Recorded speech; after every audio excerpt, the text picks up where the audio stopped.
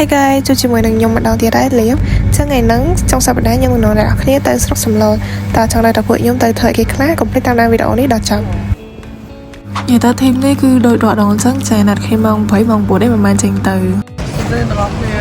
welcome back vlog ទី2ទៅតើពីជីបានតិចពួកយើងក៏ចូលទិញច្រកកាហ្វេតិចព្រោះដោយសារតែអត់តញ៉ាំអីពេលព្រឹកទេតែបើថាបានកាហ្វេមួយកែវហើយគឺឬខ្លួនឯងអញ្ចឹងតមកយើងក៏បន្តដំណើរទៅទៀតហើយលើកហ្នឹងគឺយើងមកហ្នឹងគឺមាន plan គឺយើងទៅទឹកធ្លាក់អូចុំអ្នកនរគ្នាហើយឥឡូវនេះយើងចូលចាក់សាច់អីសិនព្រោះខ្លាចតាមអស់សាំងតាមផ្លូវអីចឹងចាហើយនេះកូនកាត់ខ្លាតែម្ដងចាគឺប្លែកតែម្ដងហើយនេះតាមផ្លូវយើងឈប់មើលតែសភាពអូយទៅតែសភាពគឺស្អាតហ្មងអ្នកនរគ្នាអានេះផ្លូវទៅទឹកធ្លាក់អូចុំហ្នឹងណាហើយពួកគាត់ធ្លាប់ទៅហើយប៉ុន្តែខ្ញុំមកធ្លាប់ទៅហើយព្រោះខ្ញុំលើកទី1ហ្មងហើយនេះចេញមកថតមកអីសិន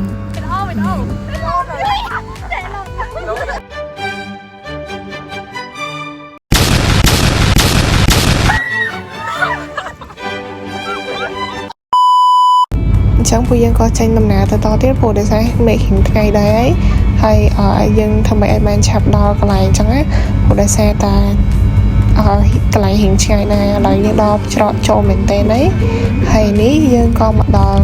ទឹកធ្លាក់អូចំនឹងប៉ុន្តែយើងត្រូវឡើងទៅជាន់លើទៀតព្រោះដោយសារនៅក្រោមនេះវាអត់សូវស្អាតអីចឹងណាពួកខ្ញុំជួយបែបអីធ្វើអីបាក់ចឹងណាធម្មតាដូចគេអីចឹងអត់ចេះនៅចាឥឡូវពួកយើងក៏ចាប់ដើមដើរទៅលើ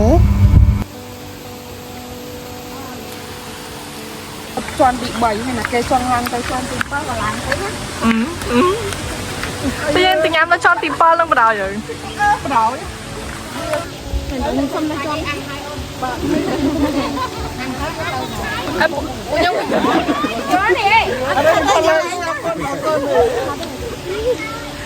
ធម្មតាដំបងចឹងរៀងសុបាយតិចហើយតែដល់ពេលដល់វគ្គឡើងដល់មែនទែនទៅដល់ផ្លូវហ្នឹងគឺពិបាកបដ ாய்ព្រោះដោយសារមានដើមឈើបាក់ហើយនិយាយទៅគឺយ៉ាខ្ញុំឡើង first experience ហ្មងអ្នកនរគ្នាអូហត់ដែរចឹងឡើយយើងឡើងមកដល់លើហើយតែយើងអត់ដឹងថាចង់ទីម៉ែនេះតែពួកយើងឈប់សារ៉ាញ៉ាំបាយសិនព្រោះម៉ោង7:01ដែរហើយពួកយើងបានញ៉ាំអីតាំងពីព្រឹកនិយាយទៅបាយនៅកន្លែងគេស្រួលបួលបាយអត់ឆ្ងាញ់ទេតបាយលើថ្មភ្នំលើអីចេះបានឆ្ងាញ់បើមិនជឿអ្នកនរគ្នាមើល reaction ណា